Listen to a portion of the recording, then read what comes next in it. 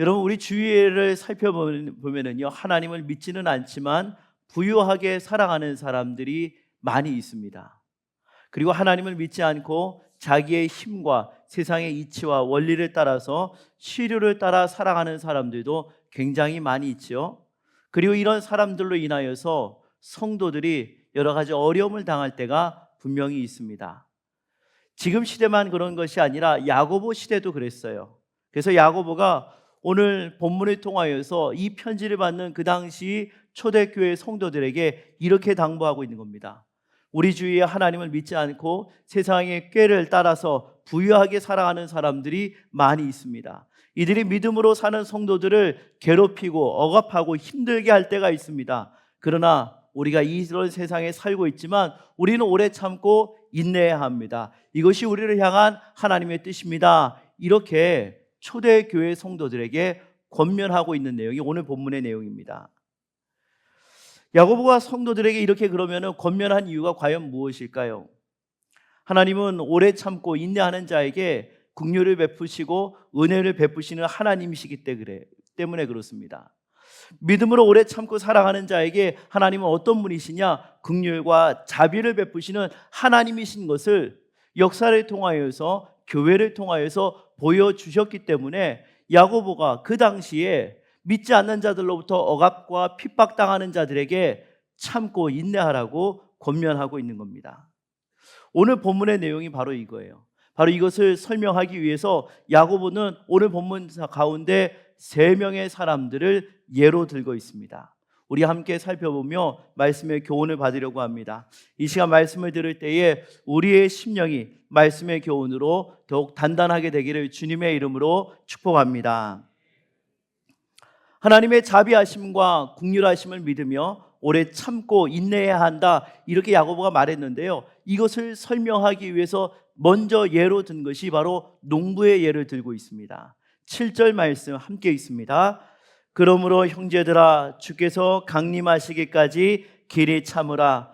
보라, 농부가 땅에서 나는 귀한 열매를 바라고 길이 참아 이른 비와 늦은 비를 기다리나니.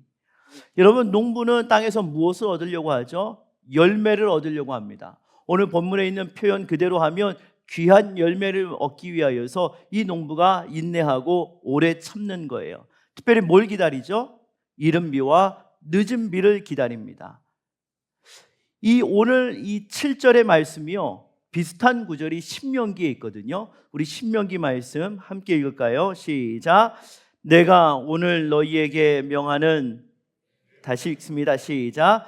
내가 오늘 너희에게 명하는 내 명령을 너희가 만일 청종하고 너희의 하나님 여호와를 사랑하여 마음을 다하고 뜻을 다하여 섬기면 여호와께서 너희의 땅에 이른 비 늦은 비를 적당한 때에 내리시리니 너희가 곡식과 포도주와 기름을 얻을 것이요 또 가축을 위하여 들에 풀이 나게 하시리니 내가 먹고 배부를 것이라. 아멘. 여러분, 방금 우리가 읽은 이 신명기 말씀에요, 이른 비와 늦은 비에 대한 약속이 분명히 있어요. 야고보가 오늘 본문 7절을 기록할 때는 분명히 이 신명기에 나와 있는 약속의 말씀에 근거해서 기록을 했을 겁니다. 자, 그러면 여러분 한번 생각해 볼까요? 이 이른 비와 늦은 비를 약속하시는 분이 과연 누구죠? 바로 하나님이십니다. 그럼 누구에게 이 약속을 하고 계실까요?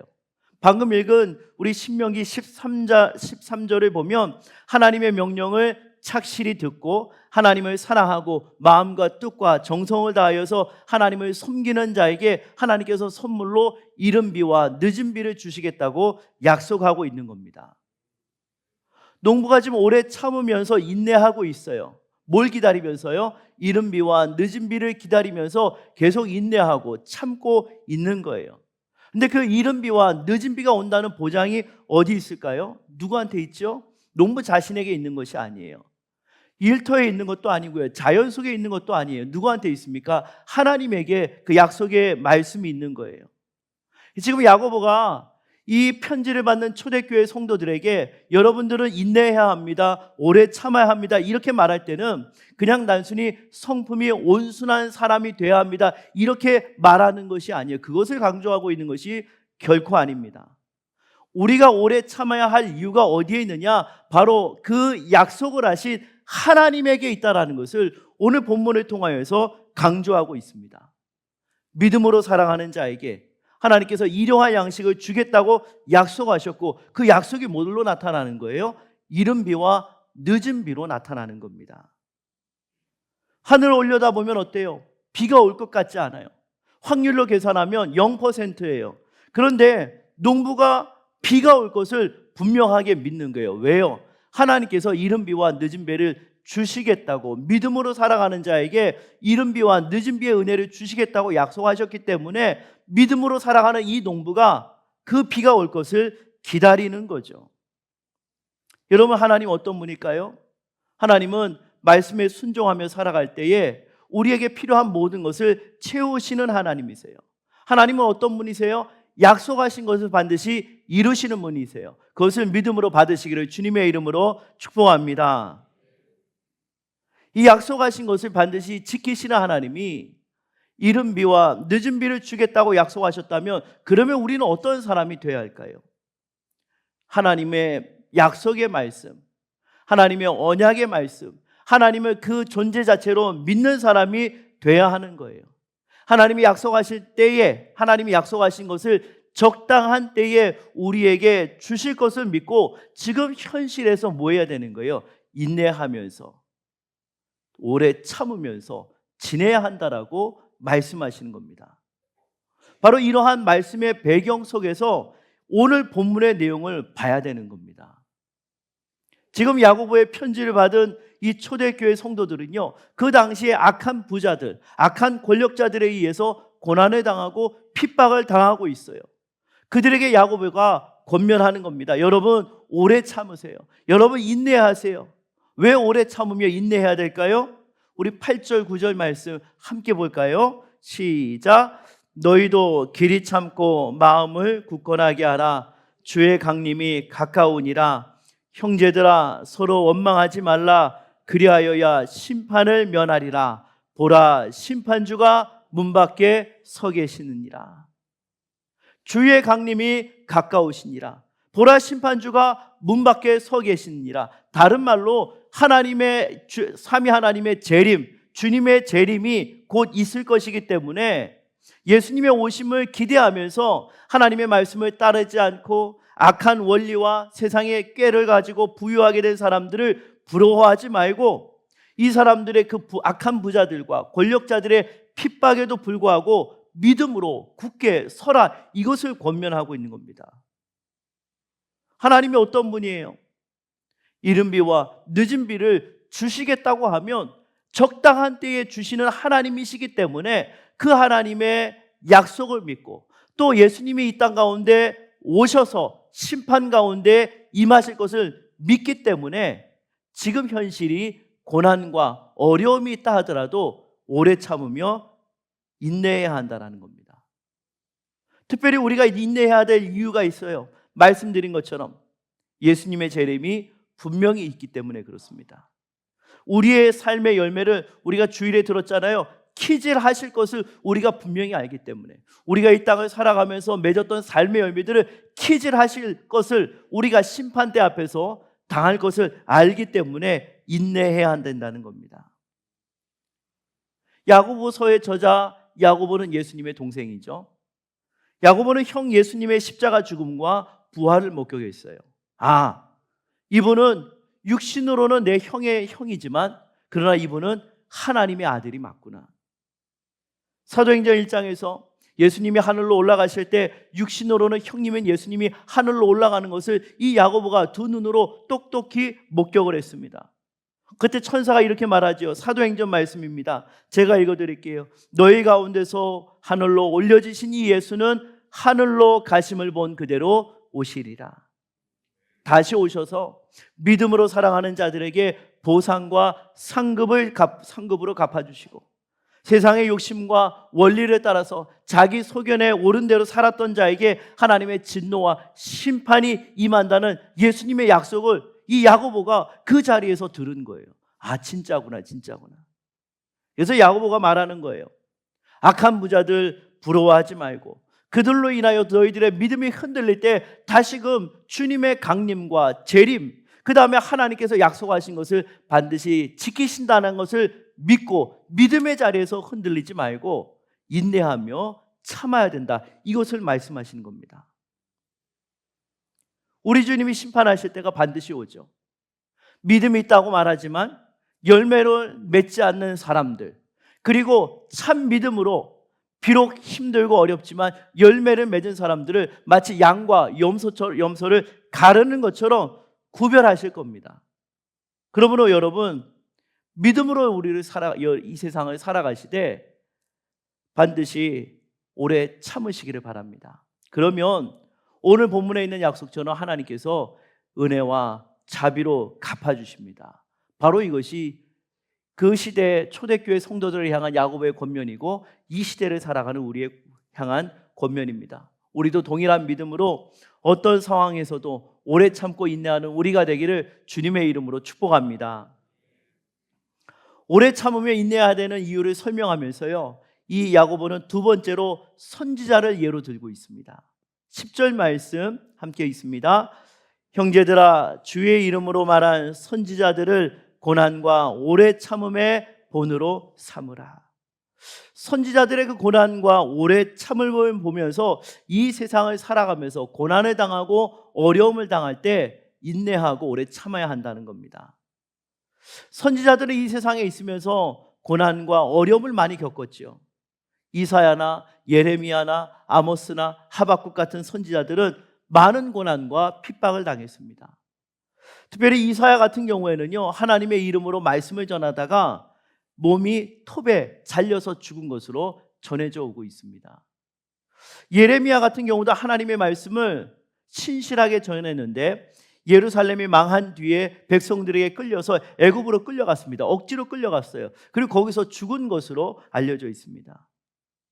이렇게 선지자들이 고난과 핍박을 당한 이유가 뭘까요? 하나죠. 하나님의 말씀을 신실하게 전했기 때문에. 여러분, 얼마나 억울하겠어요. 하나님이 시켜서 한 일인데 오히려 이것으로 인하여 칭찬받고 존귀함을 받는 것이 아니라 고난을 당하고 심지어 비참하게 죽는 사람이 있다면 그것만큼 억울한 일이 어디 있겠습니까? 그런데 이야기하고 있는 거예요. 선지자들이 그런 고난과 어려움을 당했음에도 불구하고 참았다라는 거예요. 오래 참았다는 거예요. 이 선지자들이 오래 참은 이유가 뭘까요? 하나님을 믿는 믿음 안에서 살았기 때문에 그래요. 로마서 8장 말씀 함께 있습니다. 자녀이면 또한 상속자 곧 하나님의 상속자요 그리스도와 함께한 상속자니 우리가 그와 함께 영광을 받기 위하여 고난도 함께 받아야 할 것이니라. 생각하건대 현재의 고난은 장차 우리에게 나타날 영광과 비교할 수 없도다. 그 당시 세상을 살아가면서 하나님의 말씀을 신실하게 전했는데 고난과 핍박을 당하고 심지어 목숨을 잃었음에도 불구하고 여전히 오래 참고 인내할 수 있었던 그 이유가 뭐예요? 현재 내가 지금 당하는 고난은 앞으로 맞이하게 될 그 하나님께서 주실 영광과 비교할 수 없는 것을 내가 알기 때문에 이 세상 가운데 여전히 인내하며 오래 참으며 살아간다라는 겁니다. 수많은 선지자들이 그리고 믿는 자들이 고난과 핍박 중에 굶주림을 당하고 매질을 당했음에도 불구하고 끝까지 견딘 것은 뭐예요? 하나님이 살아계시기 때문에, 그리고 나중에 하나님 앞에서 받을 그 영광스러움이 지금 당하는 것과 비교할 수 없을 만큼 귀한 것이기 때문에 지금 당하는 것을 그것 때문에 믿음이 흔들리지 않는다는 겁니다. 비록 현실은 고난과 고통으로 점철되어 있지만, 가득하지만 그 속에서 믿음으로 열매 맺는 삶을 살아가면 마지막 날 하나님의 심판대 앞에서 하나님께서 그분의 자비하심과 신실하심과 사랑으로 갚아주신다라는 것을 믿기 때문에 비록 현실이 내 마음과 같지 않는다 하더라도 인내한다라는 거예요. 그 당시 살아갔던 선지자들에게는 여기에 대한 분명한 확신이 있었습니다. 그렇기 때문에 지금 믿음 때문에 당하는 고난과 억울한 것이 아무런 문제가 되지 않는 거죠. 그런 면에서 여러분, 오래 참는다라는 것은 성도가 누릴 수 있는 가장 큰 기쁨 중에 하나인 겁니다. 오늘 본문에서 야고보는 세 번째로 욥을 예로 들고 있어요. 우리 11절 말씀 함께 읽습니다.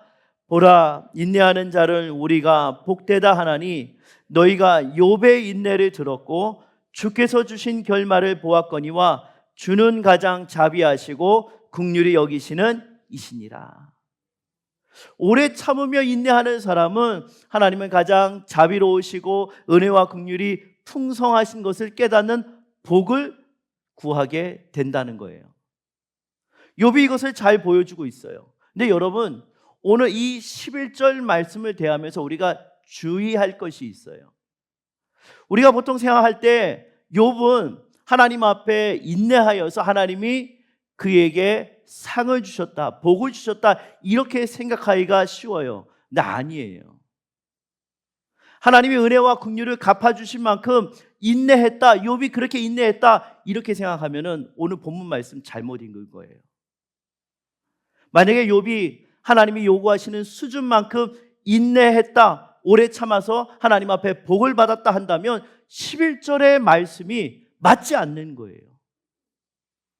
욥은 자신의 오래 참음과 인내로 상을 받은 것이 아니에요. 그런 거 아니에요. 여러분 11절에 자세히 한번 보세요. 하나님을 어떻게 소개하고 있죠? 하나님을 가장 자비로우신 분으로, 긍휼이 풍성하신 분으로 소개하고 있어요. 말씀드린 것처럼 욥이 하나님의 복을 받은 것은 상으로 받은 것이 아닙니다. 여러분 욥은요, 하나님이 상 주실 만큼 오래 참았던 사람이 아니었어요. 욥기 13장 말씀을 보면 하나님 앞에 이렇게 따집니다. 나의 죄악이 얼마나 많으니까 나의 허물과 죄를 내게 알게 하옵소서. 하나님 앞에 막 따져 묻는 거예요. 하나님, 왜 저를 이렇게 괴롭게 하세요? 제가 그래도 경건하게 살았는데 제가 이런 고난을 당할 이유가 없잖아요. 하나님, 저를 이렇게 괴롭게 하지 마시고 만약에 저한테 죄가 있다면 그 죄의 목록들을 좀 저한테 좀 알게 해주세요. 이렇게 하나님 앞에 따지고 있는 거예요. 21장도 보면 욥이 이렇게 말합니다. 우리 함께 읽습니다. 어찌하여 악인이 생존하고 장수하며 세력이 강하냐? 그들의 후손이 앞에서 그들과 함께 굳게 서고 자손이 그들의 목전에서 그러하구나. 그들의 집이 평안하여 두려움이 없고 하나님의 매가 그들 위에 임하지 아니하며. 이것도 동일한 거예요. 하나님, 제 주변에 저를 둘러싼 악한 사람들을 보세요.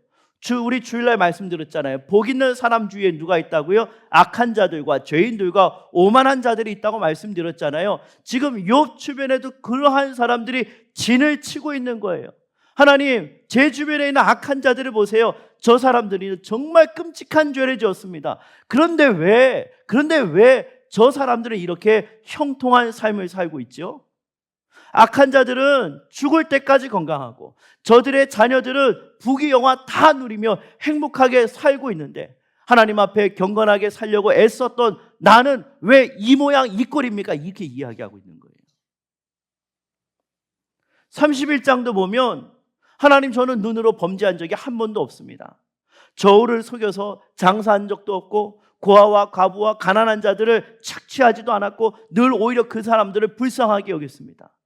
저는 마음으로 죄를 지은 적이 없습니다. 그런데 왜 하나님은 나에게 이런 어려움을 주시고 하나님 믿지 않는 악한 자들은 죽을 때까지 형통하게 하시는 겁니까? 막 하나님 앞에 이것을 막 따져서 묻고 있는 겁니다.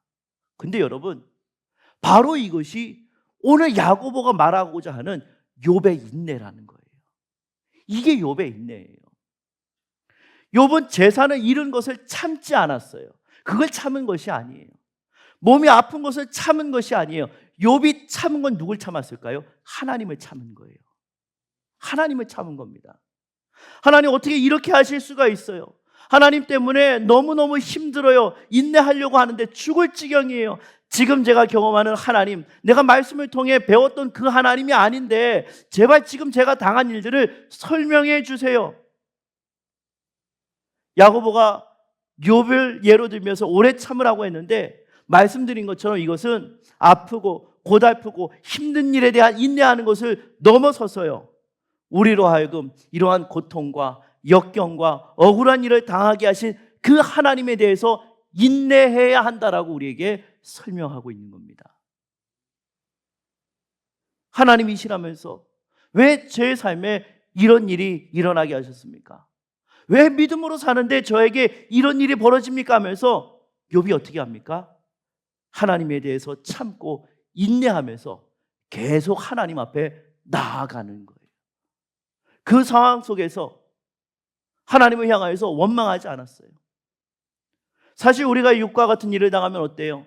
많은 사람들은 에이, 하나님 믿어도 아무런 소용이 없어. 굳이 이렇게 하나님 믿어야 돼? 이런 하나님이라면 차라리 내가 다른 신을 믿고 말지. 이렇게 하기가 쉽잖아요. 그래서 욥기에 보면 욥의 아내가 뭐라고 이야기하죠? 욥기 2장 말씀을 보면 그의 아내가 그에게 이르되 당신이 그래도 자기의 온전함을 굳게 지키느냐? 하나님을 욕하고 죽으라. 이렇게 말하지 않습니까? 하지만 욥은 어떻게 해요? 동일하게 하나님을 향하여서 어떻게 이러실 수 있냐고, 당신 나 이런 하나님 나 믿지 않겠다고 떠나지 않았습니다. 오히려 욥은 하나님 저에게 도대체 왜 이렇게 하세요? 제가 이렇게 견디고 있는데 하나님 불쌍하지도 않으세요? 하면서 하나님을 끝까지 붙잡았고, 그렇게 할 때 하나님께서 이 욥을 긍휼히 여겨주시고 그 욥에게 말로 다 할 수 없는 하나님의 은혜를 베푸신 거예요.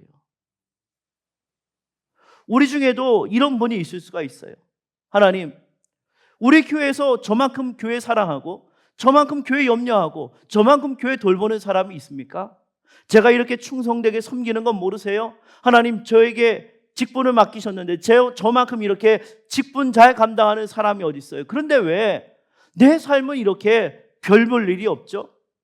왜 제 삶은 이렇게 힘들고 가족들은 매일 아프기만 하고 저 사람들은 제대로 신앙생활도 안 하는데 예배도 잘 드리지도 않는데 목장도 잘 돌아보지도 않는데 왜 저 사람들은 저렇게 잘 사는 거죠? 도대체 하나님 어떻게 된 겁니까? 저에게 좀 설명해 보세요. 이렇게 하는 거죠. 이게 욥의 질문인 거예요. 이런 욥의 질문에 대해서 하나님이 말씀하세요. 내가 이렇게 하는 것에 대해서 너가 궁금해하는데 내가 말해줄게. 그리고서 대답하신 것이 욥기 38장의 내용입니다. 내가 땅에 기초를 놓을 때 어디에 놨는지 너 알기나 해? 이 물이 바다를 덮었는데 물의 근원이 어디 있는지 너가 알고 있어? 빛과 어둠이 있고 낮과 밤이 있는데 이것을 내가 어떻게 했는지 너는 과연 알기나 하냐? 욥이 알까요? 알 턱이 없죠. 욥기 38장의 내용이 이거예요. 내가 자연계에 숨겨둔 그 자연의 질서도 제대로 모르면서 자연 만물을 운행하는 나의 섭리가 어떤지도 제대로 모르면서 너가 궁금한 것을 물었다고 내가 설명해주면 알 수 있겠어? 이것을 말씀하시는 거예요. 그러니까 그때 욥이 깨닫어요. 우리 욥기 40장 말씀 함께 있습니다. 욥이 여호와께 대하여 이르되 보소서 나는 비쳐나오니 무엇이라 주께 대답하리이까 손으로 내 입을 가릴 뿐이로소이다. 그제서야 욥이 하나님 앞에 고백한 거예요. 아이고 하나님 죄송합니다. 제가 함부로 말했습니다. 제 입을 손으로 가리겠습니다. 막겠습니다 하는 거예요. 하나님의 섭리와 통치를 인간의 머리로 이해할 수가 없는데 저는 하나님은 이래야 한다고 생각을 했습니다. 내가 생각한 것과 다르게 하나님이 반응하시면 하나님 이러시면 안 되지 이렇게 생각을 많이 했습니다. 하나님은 사랑이라면서 나한테 이럴 수는 없다라고 생각을 했습니다. 제가 얼마나 교만한지 깨달았습니다. 여전히 하나님의 일을 이해할 수는 없지만 그러나 이 모든 일이 저를 위하여 하신다는 것을 깨달았습니다.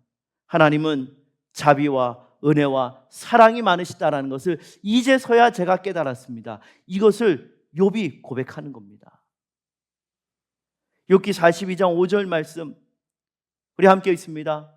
내가 주께 대하여 귀로 듣기만 하였사오니 이제는 눈으로 주를 배웁나이다. 눈으로 봤다는 것은요 이제 진정으로 믿게 됐다라는 거예요. 하나님은 나를 불쌍히 여기시고 내게 일어난 모든 일을 선으로 하시는 분이고 은혜로 갚아주신다는 것을 전에는 귀로만 들었사온데, 다르게 말하면 머리로만 내가 알고 있었는데, 지식적으로만 내가 알고 있었는데 이제 그 하나님이 진짜 사랑과 긍휼이 많으신 분이고 나의 이 고난과 어려움까지도 선으로 바꿔주시는 하나님이신 것을 눈으로 봤습니다. 진짜 그런 하나님인 것을 내가 마음으로 경험으로 알게 됐습니다. 이걸 말하는 거예요. 그러면서 여기 어떻게 되죠? 회개의 자리로 나갑니다. 여러분, 우리가 욥기 말씀을 나중에 한번 또 볼 기회가 있겠지만 이 욥기의 내용을 보면서 눈여겨볼 것이 있는데요. 그것은 하나님이 욥의 세 친구에게 분노하시는 장면입니다. 우리 욥기 42장 7절 말씀 함께 읽을까요? 여호와께서 욥에게 이 말씀을 하신 후에 여호와께서 대만 사람 엘리바스에게 이르시되 내가 너와 내 두 친구에게 노하나니 이는 너희가 나를 가리켜 말한 것이 내 종 욥의 말같이 옳지 못함이니라. 하나님이 욥의 세 친구에게 화가 났다고 말씀하셨잖아요. 내가 너희에게 노했다라는 표현을 하고 있어요. 여러분, 하나님이 욥의 세 친구에게 왜 화가 나셨을까요? 욥의 세 친구가 욥에게 나와서 하나님에 대해서 말을 했잖아요. 얼마나 많이 증거했어요. 근데 왜 하나님께서는 그 세 친구에게 분노하셨을까요? 그것은요, 세 친구들이 욥에게 하나님에 대해 설명하는 것이 다 틀렸다라고 말씀하시는 거예요. 잘못됐다고 말씀하시는 거예요. 이 세 친구들의 문제는요, 어렸을 때부터 들었던 내용으로 하나님을 딱 규격화시킨 거예요. 하나님은 이런 분이야라고 딱 정해버린 거예요. 그래서 욥이 지금 환난을 당한 거 이런 것이기 때문에 공식에 대입해서 욥 너 잘못했어 하면서 욥을 막 정죄하잖아요. 그것이 잘못됐다라는 거예요. 머릿속에서 만들고 규정한 하나님을 욥에게 강조한 겁니다. 내가 알고 있는 하나님 딱 붙들고 환난과 어려움 중에서 일하시는 하나님에 대해서는 내가 알지 못하니까 나의 그 규격 속에 들어있는 하나님의 모습이 아니니까 딱 배제시켜버리는 거예요. 이 하나님은 하나님일 수 없어 이렇게 밀어내버리는 거예요. 그러니까 하나님이 욥의 세 친구들에게 분노하시는 거예요. 내가 너희들에게 노한다라고 말씀하신 거죠. 이러면 어떻게 되는지 아세요? 바리새인이 되는 겁니다. 바리새인은 자신들이 가지고 있는 지식과 신앙 습관에 따라서 하나님을 규정했습니다. 그러니까 어때요? 하나님이 성육신하여서 은혜로 찾아오셨는데 이구동성으로 말하잖아요. 하나님이라면 어떻게 저런 모습으로 올 수 있냐고, 하나님이라면 어떻게 저런 몰골로 올 수 있냐고 하면서 성육신 하나신 예수 그리스도를 밀어내버리고 십자가에 못 박아버리잖아요. 그런 면에서 모태신앙들 조심하셔야 합니다. 저를 포함해서 모태신앙은요, 길가와 같은 신앙이 될 수 있는 여지가 다분합니다. 어려서부터 웬만한 설교 다 들었죠. 성경 공부도 할 만큼 했어요. 머릿속에 하나님에 대한 정리가 끝났으니까 성경 볼 필요 없어요. 기도 그렇게 열심히 할 필요가 없어요. 그래서 어떻게 됩니까? 길가에 씨를 뿌렸을 때 그 씨가 길가에 심겨지지 않는 것처럼 하나님은 어때요? 튕겨버리고 하나님을 미쳐버리고 하나님을 거절하잖아요. 제가 작년부터 말씀드렸죠. 오랫동안 신앙생활을 하신 분들도 예수 영접 모임에 들어와서 신앙 점검하셔야 된다고, 생명의 삶을 통하여서 신앙을 다시 훈련하셔야 된다고 제가 그렇게 강조했던 이유가 여기에 있는 겁니다. 우리의 경험과 우리의 지식으로 하나님을 규정할 수가 없어요. 하나님은 우리의 지식과 우리의 경험을 뛰어넘어서 역사하시는 분이기 때문에 그래요. 하나님이 세 친구들에게 분노하셨죠.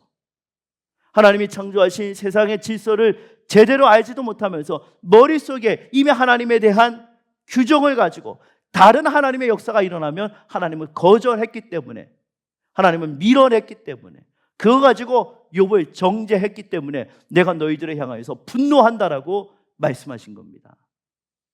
하지만 욥은 어떻게 했죠? 지금까지 믿었던 내용과 분명 다른 하나님의 역사였어요. 왜 이렇게 하나님이 일하시지? 내가 하나님을 향하여 드렸던 열심이 얼마였는데, 경건이 어땠는데 왜 하나님은 이렇게 일하실까? 내가 믿었던 내용과 다른 하나님의 역사가 삶에서 일어나서 이해할 수 없어서 고난을 경험하고 어려움을 당했지만, 그러나 욥이 어떻게 했어요? 하나님을 거절하지 않고 그 하나님은 끝까지 참은 거예요. 하나님 왜 이렇게 일하세요? 왜 이렇게 고통스럽게 하세요? 언제까지입니까? 하면서 그 하나님 떠나는 것이 아니라 끝까지 하나님 붙잡았던 것. 이것이 오늘 본문에서 말하고 있는 야고보가 욥을 통해서 말하고자 하는 인내의 모습인 겁니다. 왜 그럴까요? 왜 욥이 이렇게 했을까요? 지금 일어난 일 내가 알 수는 없지만 하나님은 나를 불쌍히 여기시고 나를 긍휼히 여기시고 이 일마저 합력하여 선을 이루게 하시는 분이신 것을 믿었기 때문에 욥이 그 고통 중에도 하나님 떠나지 않고 인내로서 하나님 붙잡았던 것이고, 그때 하나님께서 뭐라고 말씀하십니까? 이런 자를 복되다, 복이 있는 사람이다라고 말씀하신 겁니다. 이제 오늘 말씀 정리합니다. 제럴드 시처라고요, 미국의 목사님이자 신학자인데 이분이 하나님의 뜻이라고 하는 책을 썼습니다. 여러분, 제럴드 시처가 쓴 책은요 다 봐도 됩니다. 정말 좋은 책이에요.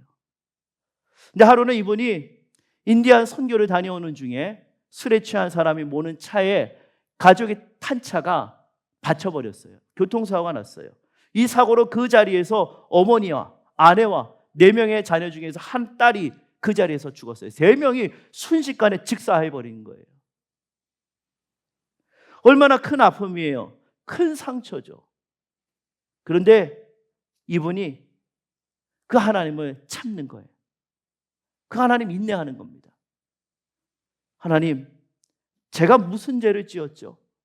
아니, 저보다 신앙생활 더 엉망으로 하는 사람들이 얼마나 많이 있는데, 아니, 자녀가 넷이나 있었는데 하루아침에 아내를 그렇게 데려가시면 어떻게 합니까?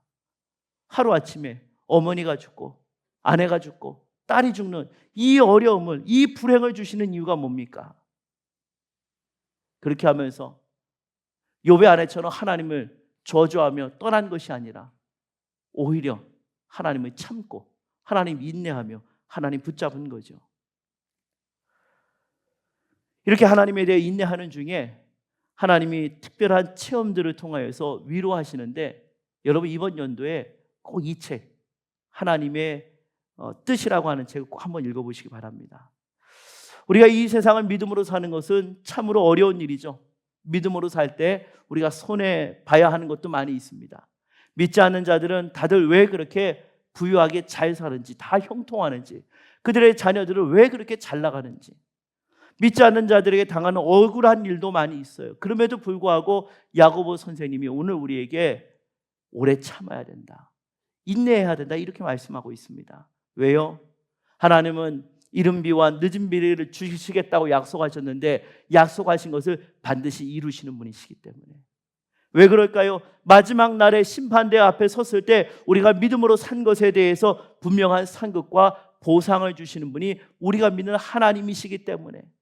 그리고 중요한 거, 우리 머릿속으로 이해할 수 없는 상황에도 그렇게 하나님 붙잡는 거예요. 하나님, 도대체 왜 이러세요? 언제까지입니까? 이렇게 하면서도 어딜 찾아가는 거예요? 기도의 골방 찾아가는 거예요. 나만의 기도의 골방을 찾아가는 거예요. 그리고 우리 안에 세운 하나님에 대한 규격화된 생각이 있잖아요. 이거 자꾸만 깨트리셔야 돼요. 이거 깨트려야 돼요. 그러면 반드시 우리를 크게 위로하시는 긍휼이 풍성하신 하나님, 오늘 본문 가운데 있잖아요. 이런 자를 내가 복되다 하고 이런 자에게 은혜와 자비를 베푸는 하나님이시다. 그 하나님을 분명하게 경험하게 될 줄로 믿습니다. 이번 2025년도에 이런 하나님을 경험하고 이 하나님을 자랑할 수 있는 우리 모두가 되기를 삼위 하나님의 이름으로 축원합니다.